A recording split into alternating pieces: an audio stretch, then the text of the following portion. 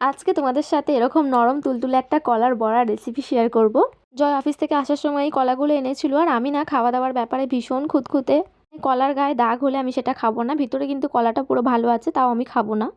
কলাগুলো ভালো করে ছাড়িয়ে নিয়ে একটা কাঁটা চামচের সাহায্যে কলাগুলো ভালো করে ম্যাশ করে নিয়েছিলাম। তোমরা চাইলে এটা হাত দিয়েও করতে পারো, কোনো প্রবলেম হয় না।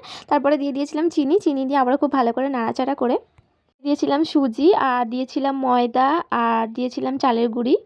তারপর অল্প একটু মৌরি দিয়ে আর সামান্য দিয়েছিলাম লবণ। লবণটা তোমরা চাইলে দিতেও পারো, নাও দিতে পারো। আমি দিই, মিষ্টি জিনিস আমার একটু লবণ দিলে ভালো লাগে, মানে টেস্টটা একটু বেশি ভালো হয়। ভালো করে নাড়াচাড়া করে দিয়ে দিয়েছিলাম গুঁড়ো দুধ। গুঁড়ো দুধটাও তোমরা চাইলে দিতে পারো, চাইলে না দিতে পারো। দিয়ে খুব ভালো করে নাড়াচাড়া করে ঢাকা দিয়ে এটা 15-20 মিনিটের জন্য রেখে দিয়েছিলাম। তারপরে তেল গরম করে, মানে সাদা তেল, আর তোমরা চাইলে কিন্তু এটা সর্ষের তেলেও করতে পারো।